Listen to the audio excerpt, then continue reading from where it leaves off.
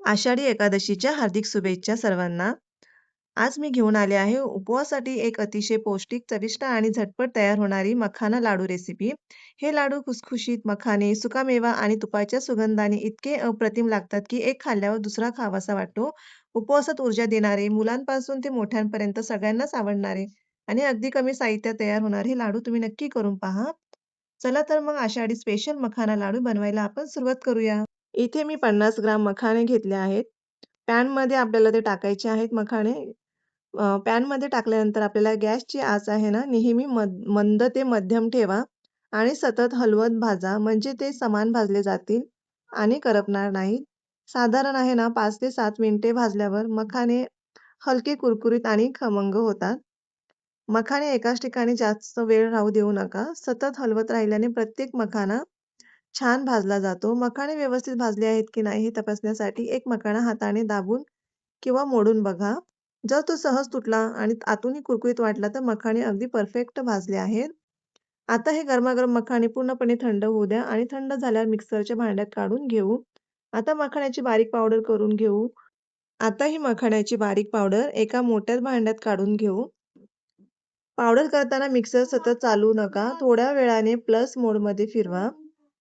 त्याच पॅनमध्ये आता काजू आणि बदाम घेऊ. मंद आचेवर 4 ते 5 मिनिटे हलवत भाजा. त्यामुळे त्यांचा नैसर्गिक स्वाद आणि खमंगपणा आणखी खुलून येतो. जास्त आचेवर भाजू नका, नाहीतर बाहेरून रंग येईल आणि आतून कच्चे राहतील. आता आपल्याला ते भाजलेले ड्रायफ्रुट्स काढून घ्यायचे आहेत. काजू, बदाम एका मिक्सरच्या भांड्यात. आता हे पूर्ण थंड झाल्यावर मिक्सरमध्ये जाडसर किंवा बारीक तुमच्या आवडीनुसार फिरवून घ्या. अशी हलकी जाडसर पावडर लाडूंना छान टेक्स्चर देते. आता ही काजू बदामाची पावडर मखाण्याच्या पावडरमध्ये घालून एकजीव करून घेऊ. आता भाजून घेतलेलं किसलेलं सुके खोबरं घालू.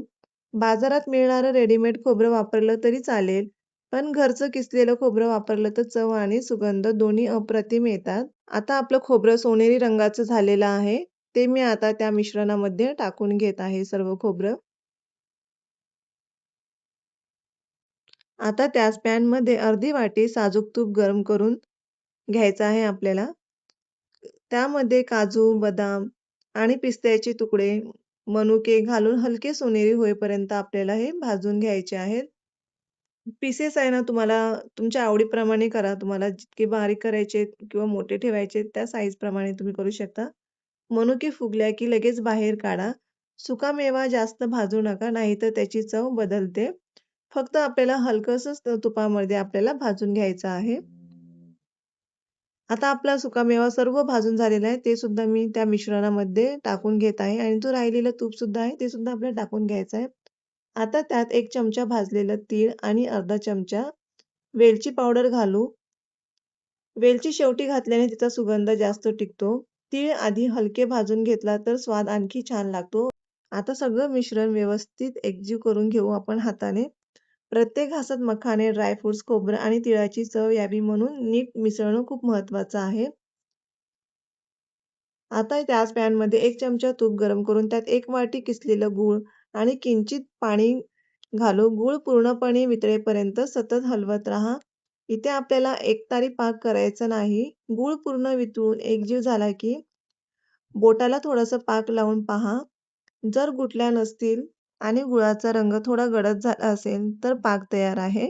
आता हा गरमागरम गुळाचा पाक गुळाच्या पाकात हे मिश्रण घालून पटकन एकजीव करून घ्या. पाक थंड होण्याआधीच व्यवस्थित मिसळणं खूप गरजेचं आहे.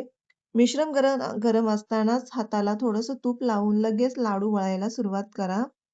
मिश्रण थंड झालं तर लाडू वळायला कठीण जातात आणि तुटण्याची शक्यताही असते.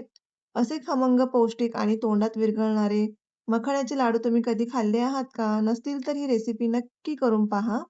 आषाढी स्पेशल मखाना लाडू नक्की करून पहा आणि तुमचा अनुभव कमेंटमध्ये जरूर सांगा. रेसिपी आवडली असेल तर व्हिडिओला लाईक, शेअर करा आणि अशा चविष्ट रेसिपीसाठी चॅनेलला सबस्क्राईब करायला विसरू नका. धन्यवाद.